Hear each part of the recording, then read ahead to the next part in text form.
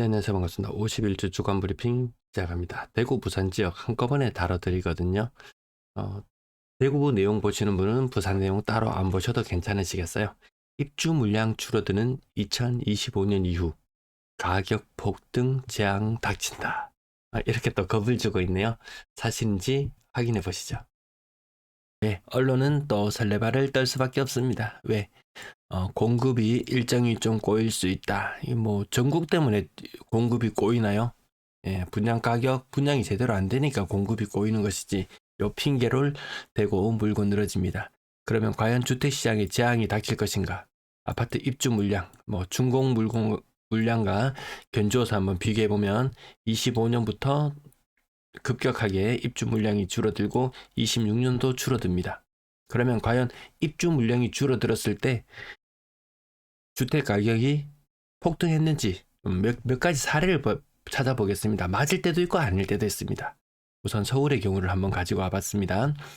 2008년 리먼 사태 이후로 준공 물량이 급격히 줄어듭니다. 위의 표와 위에는 매수 심리입니다. 매수 심리. 2014년까지 분위기가 좋지 않았어요. 2010년부터 뭐 꺾이기 시작해서 이전에 뭐 버블 세븐이니 뭐니 난리도 아니었습니다.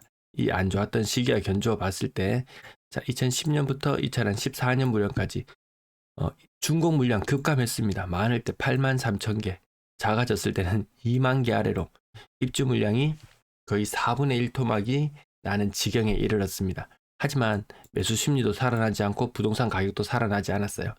입주 물량 적었던 시기가 몇 년간 쌓이고 쌓인 이후에 그 이후에 가격이 폭등합니다. 이때는 뭐 반도체 시장이 호황을 보인다든지 경제적으로는 아주 좀 풍요로웠던 그런 시기와 맞물리는 것 같습니다. 이것만 놓고 보더라도 당장의 입주 물량, 즉 준공 물량하고 같이 생각해도 될 거예요.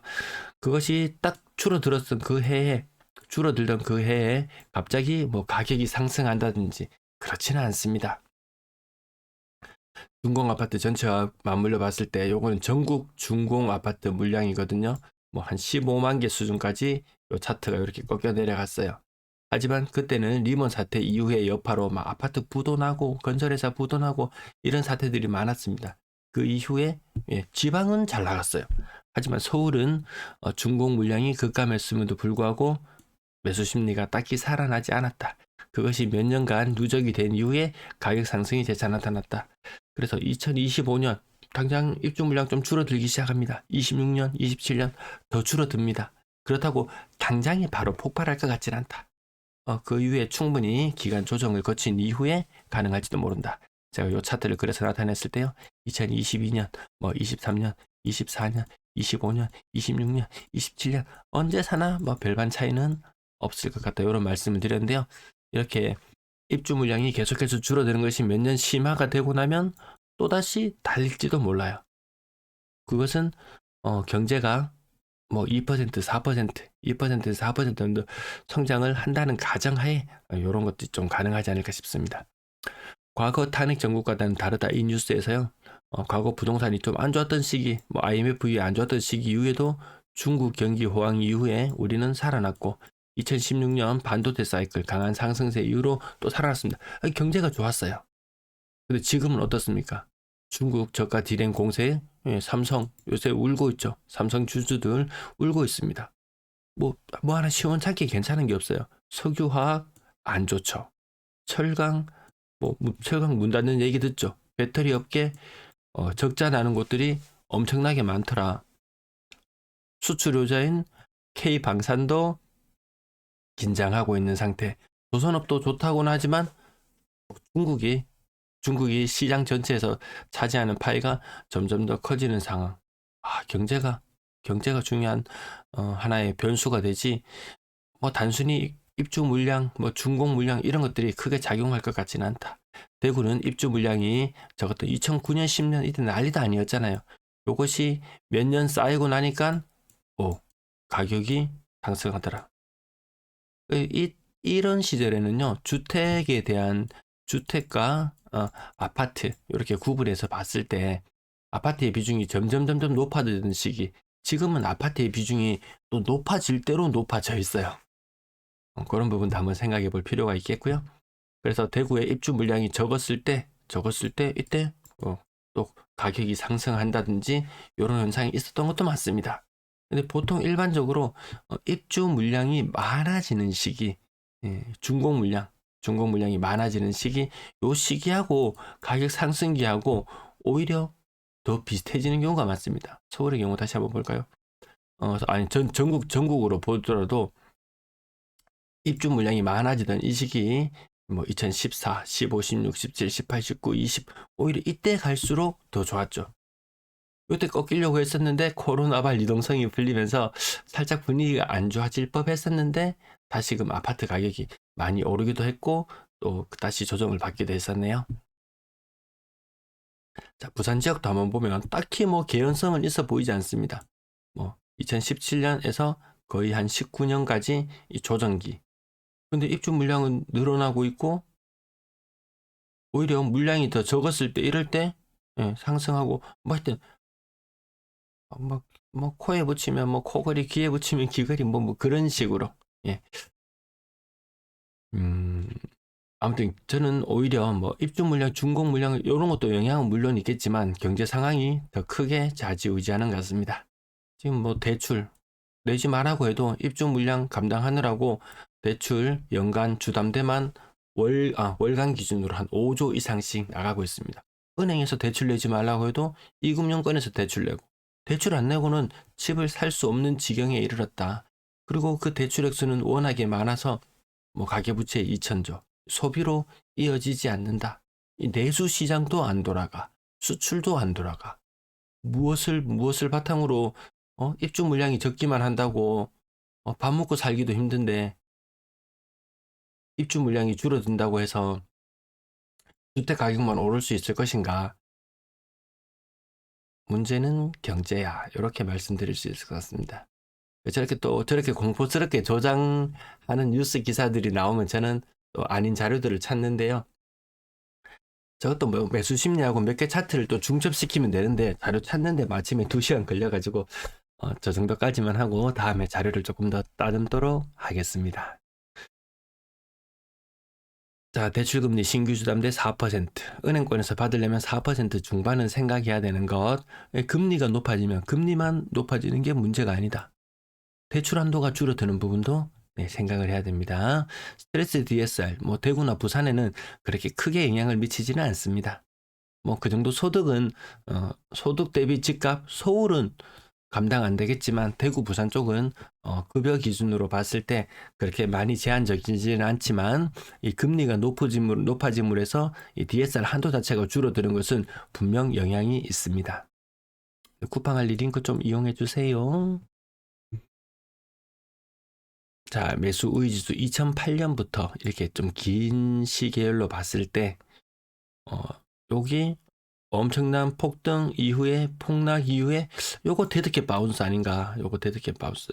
데드캣 바운스도 제대로 맛본 것은 서울 정도지 대구나 부산의 데드캣 바운스는 사실상 2023년도 요때 반등할 때 데드캣 바운스가 사실상 끝이었다.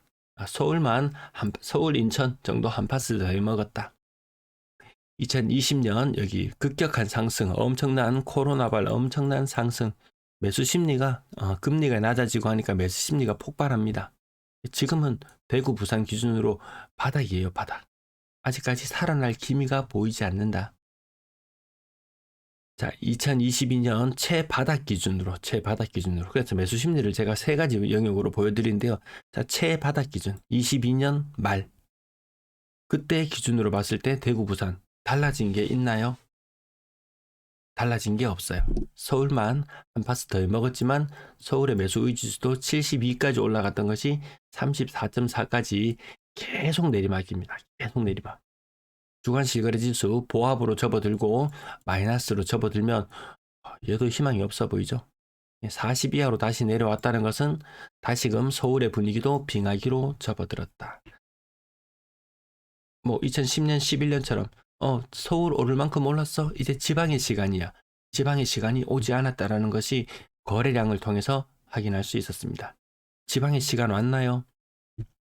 지방의 시간 오지 않았습니다. 오히려 수도권이 위축될수록 지방은 더 위축되더라. 왜? 사람이 자꾸 서울로만 편중되는 현상이 계속 나타나고 젊은이들이 다 떠나다 보니까 지방의 집값을 떠받쳐줄 젊은이들이 보이지 않는다. 주간 신고가 비율 요거 LH에서 한 건씩 매입하는데요. 특히나 대구는 이번에 좀 많은 매입이 있었습니다. 인천도 조금 보였고요. 그래서 거래량이 이번 주 사실상 제목은 거래량 감소 막을 길이 없다 이렇게 하려고 했었는데, 자, 부산 기준으로 600건에 달했던, 많을 때 670건 달했던 거래량이 400건대로 주저앉았습니다. 대구 거래량 반등 나타난 것처럼 보이죠. 이 중에서 LH 매입, 공공기관, 법인 매입 130여 건을 빼고 나면은 대구도 사실상 거래량 감소는 지속되고 있다고 볼 수 있습니다. 인천도 거래량이 조금 반등했는 것처럼 보이지만 여기서 보셨죠? 주간 신고가 비율에서 하나 삐쭉 튀어 올라와 있죠. 그러면 뭔가가 있다는 말입니다. 지금 신고가 비율은 뭐 5% 미만으로 나타나는 게 일반적인데, 그러면 누군가가 뭐 LH나 이런 것에서 매입을 했다고 보면 될 것 같습니다. 자, 이번 주 주제는 탄핵 정국과 연관지어서 자꾸 부동산이 안 좋은 것처럼 이야기하는데, 그것만이 문제가 아니더라. 숨겨진 문제들이 더 많이 있더라. 대구 거래량 반등처럼 보이지만 130여 건의 LH 물량을 제외하고 나면 요거 계속 거래량이 계속 내리막길을 걷고 있다. 부산 내리막, 대구 내리막, 인천 내리막, 광주, 대전, 울산 모두가 거래량 내리막 걷고 있다. 그래서 수도권 주춤되는 사이에 지방의 시간이 오지 않더라. 고가 아파트 꿈틀, 그걸로 끝이었죠. 그 이후에 중가 아파트 꿈틀, 그걸로 끝이었죠. 저가 아파트는 계속 내리막이었고요. 이 저가 아파트 마냥 지방의 아파트 가격도 뭐 해봐야 요 정도 수준. 지방의 아주 고가의 아파트들은 서울 분위기 따라서 갈 수도 있겠지만 그렇게 힘을 못 쓰는 모양새입니다. 자, 월간 거래량, 대구 아까 LH 물량이 여기 가미되어서 거래량이 조금 많아 보이지만 요거 한 1700건대 정도 거래 예상되고요. 자, 많았을 때 대비 거래량 다시 추석 정도의 분위기로 돌아갑니다.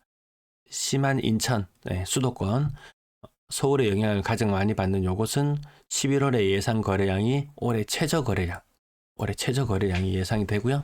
뭐 대전, 광주 뭐 살짝 괜찮아 보이는 부분들 거래량 있어 보일지 모르지만 한창 때 거래량 대비 한 20% 정도, 20% 정도 거래가 줄어드는 모습을 확인할 수 있습니다. 부산 이렇게 꺾이죠. 인천 거래량 꺾이죠. 대구 꺾이죠. 이렇게 보시면 요 중간은 현재 거래량이고 마지막 부분이 예상 거래량인데 모두가 꺾여 나가는 모습을 확인할 수 있습니다. 자, 구천 아래 빙하기 대전 거래량 괜찮죠. 대전이 거래량 제일 좋아요. 그럼 대전은 어떤 문제가 있냐? 전세 물량이 폭증하고 있습니다. 모든 지방이 그렇게 분위기가 그러하고요. 대구의 전세 거래가 근래 들어서 많이 줄어들었다. 이게 92% 정도 거래가 거의 진행이 된 상태거든요. 자, 인천 거래 많이 줄죠. 전세 거래, 월세 거래 줄어드는 것이 부산만 그나마 조금 선방하고 있고 나머지 지역들은 갑작스럽게 전세가 줄지 않으면요. 부산도 전세 거래는 좀 덜 줄었지만 월세 거래가 굉장히 많이 줄어듭니다. 어느 지역이든지 다 문제는 있더라. 전부 다 아랫돌 빼서 윗돌 개는 그런 형국인 것 같습니다. 전세 거래량 대구가 많이 적다는 말씀 드렸습니다. 부산은 전세 거래 괜찮아요. 월세 거래가 안 좋아요. 대구는 전세 거래, 월세 거래가 모두 좋지 않은 그런 모습을 보여주고 있습니다.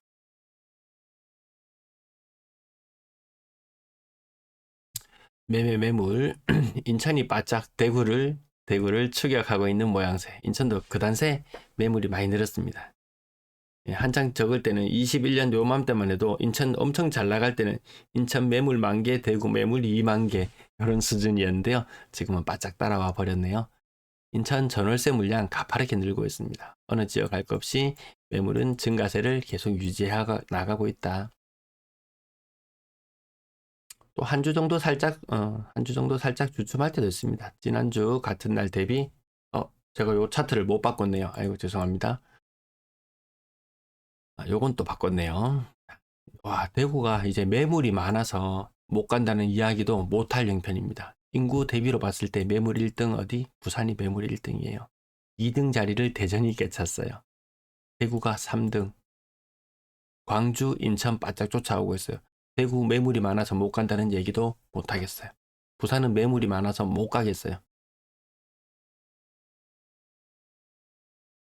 전세 매물. 부산은 꾸준히 우하향이고요. 대구 잠깐 주춤했는데 인천이 이렇게 늘어나죠. 지방의 시간으로 착각하고 조금 거래량이 조금 살아나는 음, 매물이 좀 덜 줄어드는 모습이지만 이렇게 안 내려가면 올라간다. 안 내려가면 올라간다. 이렇게 바라봅니다. 인천이 거의 서울에 기침하니까 인천이 독감 걸리는 인천은 감기. 그럼 지방이 독감 아니겠습니까? 전세 매물 인구 1000만 대비해보고 마무리할게요. 전세 매물 대구 1등 아닙니다. 대구 전세 매물 1등 아니에요. 대전이 전세 매물 1등이에요. 근래 들어서 대전에 전세 매물이 급격하게 급반등합니다. 대구나 혹시 다른 지역들도 이 현상이 나타난다면 전세 가격 조정받고 또 다시 매매 가격을 조정받고 이 악순환이 되풀이 되지 않을까 싶습니다. 제가 안 좋다고 말씀드리는 이유는 그것은 현재 상황이고 안 좋아지면 누군가에게는 기회가 될 수 있다. 또 누군가에게 준비되지 않은 사람 막연히 또 초저금리 시대 올 거야. 막연히 희망으로만 돌리고 있다가 뒤통수 맞을 수 있어요. 자, 이 정도까지 시장 분위기 살펴봤습니다. 시청 감사합니다.